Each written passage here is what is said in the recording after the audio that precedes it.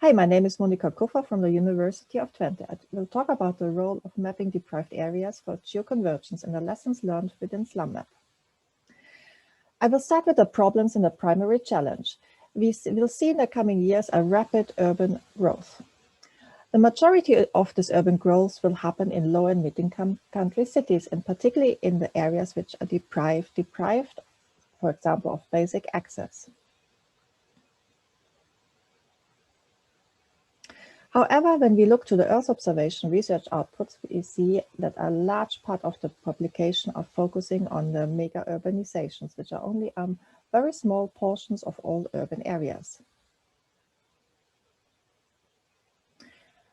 We see an insufficient coverage of the secondary cities and the urban centers and the urbanizing areas, which are the center of growth and are particularly deprived as compared to the larger urbanizations. We see also a problem that there's a strong focus on household level deprivation and an insufficient coverage of area level deprivation, for example, relating to hazards and the challenges faced through the climate change.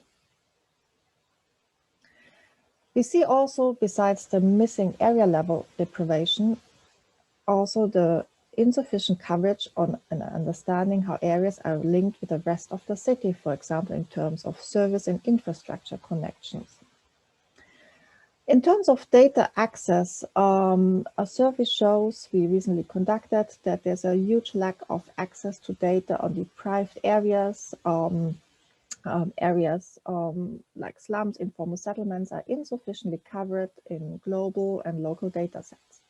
Particularly in global data sets, as you see the example here on the right as part of a slum community in Kampala, Uganda, there's an insufficient coverage or even an omission in global data sets on such areas.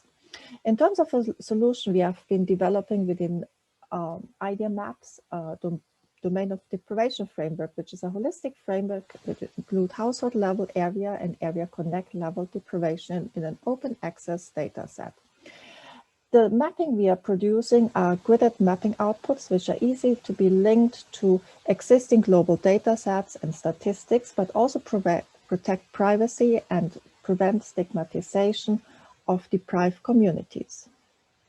It's important when mapping on a large scale to talk about the costs. We are experimenting and developing low cost and free cost solutions of mapping building on free data sets like Sentinel repository. In terms of deliverables, we need to develop methods which are scalable, transferable, understanding the local context, responding to local information needs, clear validation, taking ethics into account and having communicated outputs. Within SlumMap, we are developing an open source framework focusing on low-cost solutions, scalable, transferable methods, and responding to local information needs of users and the interaction with local users. As an example, we are working on several sub-Saharan African cities in city-scale mapping of deprived areas. Here, the example of Nairobi within a 50 by 50 meter grid, showing the probability of areas being deprived. In interaction with local communities, we have been developing information needs like the enormous accumulation of waste piles, also linked to COVID situation, and producing spatial data on the concentration of this environmental phenomena, like the density layer showing the accumulation of waste piles within deprived communities. In terms of urban morphology, we are building methods that are better capturing buildings in deprived communities, which are very complex, and using them in an automatic extraction approach of understanding the complexity of urban morphology. We are building together with a large network of stakeholders an SDG 11 toolkit repository, which is open to users and documenting data for users beyond the Earth observation community. We see an importance of democratizing access to data, making data documentable and well understood, and supporting fair data principles. Thanks a lot.